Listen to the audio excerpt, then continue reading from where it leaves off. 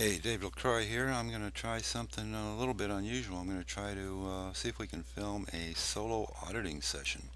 This will be a session done on on an upper OT level type processing, um, and it's going to be an experiment. We'll see if it works. The difficulty is, besides getting it um, filmed properly, is that it's distracting. That normally in a session you don't want outside distractions. Those are handled usually with when you're auditing a pre-clear, you handle any upsets or problems or things the person might be holding on to, so that their attention is right 100% in the session. Here I'm intentionally filming and narrating, so it may or may not work, but we'll see. The first thing we do is we turn the meter on and we test it to make sure that it's charged and working properly.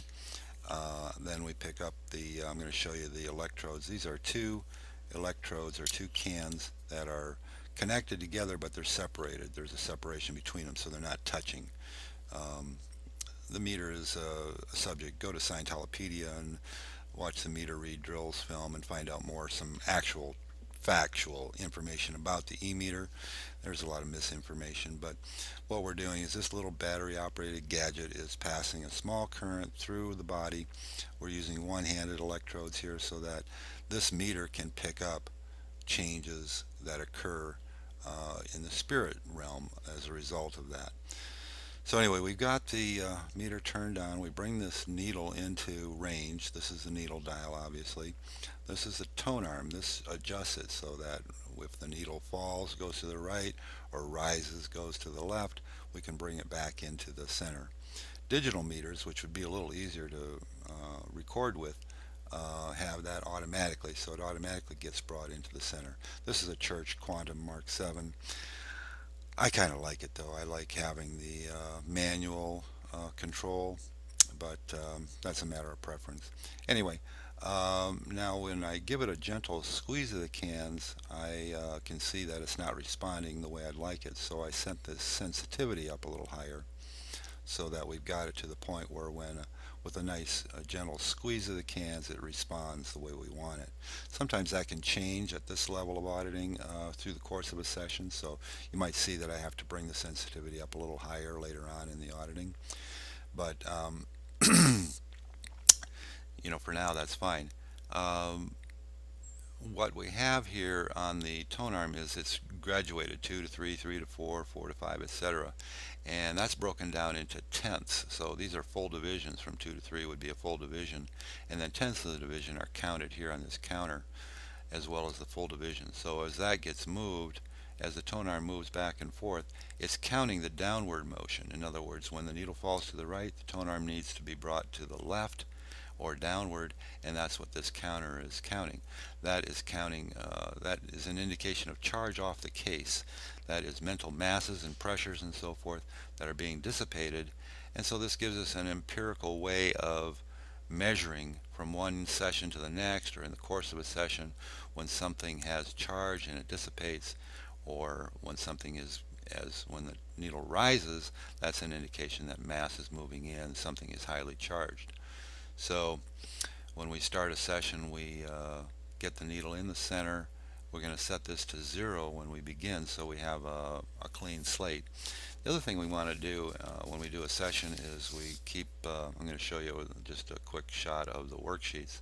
So we make note of the fact that we've checked, and I've already checked these things, but food, well rested, we're no drugs or alcohol. We've had some B1. B1 helps in auditing. And the room is good, phones off, all those kind of things. Now, already did the can squeeze, so we know that the meter is functioning right. The other thing we want to do is a metab. The body needs to be metabolizing properly. So the way we test that with an e-meter is we take a deep breath and then exhale it. Now, I've already done that several times here while narrating, but if I take a deep breath, you can see how that falls nicely to the right. So that's an indication that we're metabolizing really well. I'm going to point out something too. Our tone arm, I don't know if you can read this in the film, but it's 3.39, which is a little high. The normal range is between 2 and 3, but we're not going to worry about it for our purposes here in this session. If it's a little bit higher than normal, that will likely come down in the course of the session. We'll see. So, session is started and ended with, in solo auditing, it's silent usually.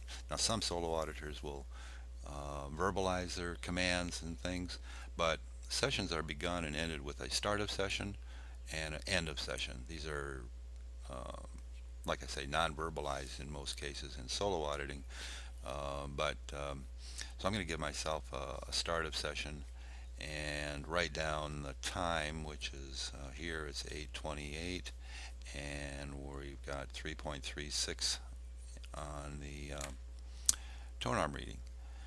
And so we're actually rolling now, narrating this while having attention units on running processing is a bit of a trick and a bit of a distraction. So we don't know how much tone arm we're going to get in this session, but at least you can see what it's like. I'll try to describe a little bit about what the experience is like. Um, there's no big bells and whistles or bangs or clanging you're going to experience. If you were here in the room, you might hear a little bit of the scratching of the pen on paper, you know, or few noises that I might make, a cough or something. But it's pretty quiet and would be actually boring for somebody to sit and watch.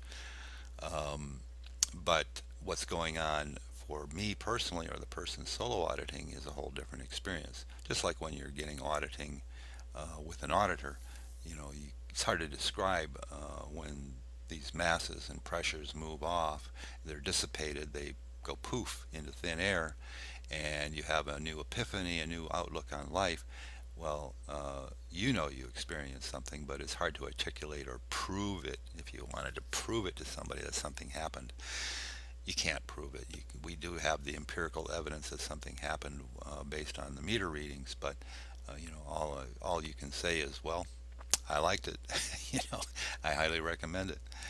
So I'm going to try to just be quiet or see if I can find something to audit here.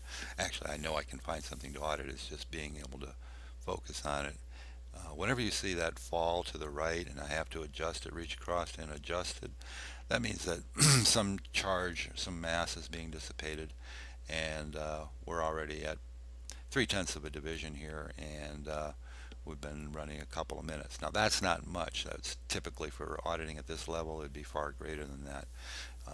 Typical session might be 10 to 15 minutes at the most, and I'd expect several divisions of TA, let me put it that way, in that time. But because we're out of session, we're being thrown out of session by narrating.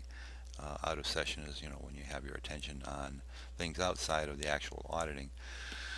Um, I just can't guarantee 100% that I'm going to be able to produce the normal amount of tone arm action for this session. But you'll get an idea of what it's like, what the environment is like, what the meter looks like.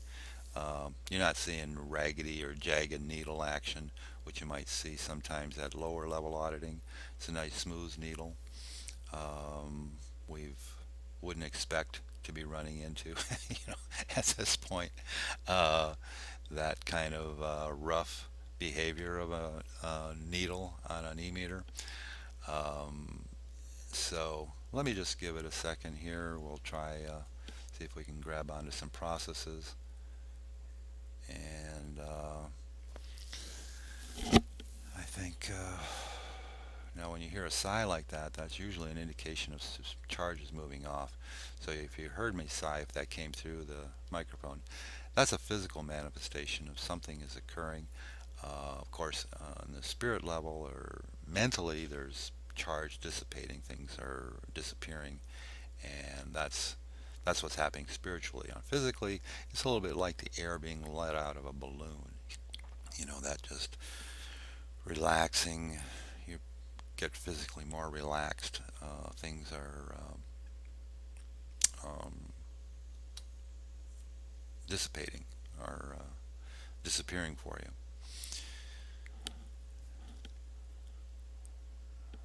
I almost felt like apologizing there. I was distracted by the auditing process. See, there's more going on here than meets the eye. Um, there are some things that are coming up that are getting handled, but like I said, I've been doing this for so long that it's not really a problem for me to be doing the same thing, or be narrating or speaking, because actual fact, you get up into the upper levels, you're auditing almost all the time anyways. I mean, whenever you're interacting with people and whatever is going on the other various dynamics, the third, fourth, right now there's a lot going on worldwide, as I'm sure you've noticed, and so on the upper levels, we're dealing with those things, we're confronting them, we're um, helping reduce the spiritual trauma, you could say, would be just one way of sort of putting it. Um, so we're about 5 minutes into this session now, and we're at point 0.6 divisions of TA. That's all right. You know, we're getting a little bit. I don't want to run this out too long. Um, would have liked to get to a division, but if that doesn't happen, you know, we can't force it. You just take what we get. So I think in just for the sake of not losing you to boredom, you probably have an idea of what it looks like, what the needle looks like, how it's not super mysterious, although I have to say, you know, to learn how to solo audit, there's a lot that has preceded this, you know, how to set up for a session, how to handle anything that comes up. You have to be a professional auditor really to handle rudiments and all the different things that would possibly come up in a session, because you're the person that has to handle it. So there's a training involved, and it's far more professional and sophisticated than self-auditing. Self-auditing, if you came in through the Scientolopedia page, you read that that's a no-no. It's not something we want to do. Solo auditing good, self-auditing bad. So learn how to get yourself up to the point of being ready to solo audit, and learn how to do it, and then you got the rest of your life. You can do this anytime in the I audit in the morning, but set up, get breakfast, and do a session or two or three. It's unbelievable experience. I highly recommend it. So go to Scientolopedia.org, learn more about the subject, more about the people, the history, the founder, the technologies, and subscribe to our YouTube channel. I should have formally given an end of session, which I'm now doing. So end of session at 8:35, which is about a 7 minutes session, and the tone arm is, see that nicely, 2.95. We're down below 3, as I mentioned at the beginning. We got zero point 0.7 divisions of TA, so if you can't read that. Anyway, we wrap that up. Thank you for watching, and like I say, subscribe to our YouTube channel. Follow us on Twitter, Facebook. We got Facebook groups, Facebook page. We're everywhere, basically. Thank you. Goodbye.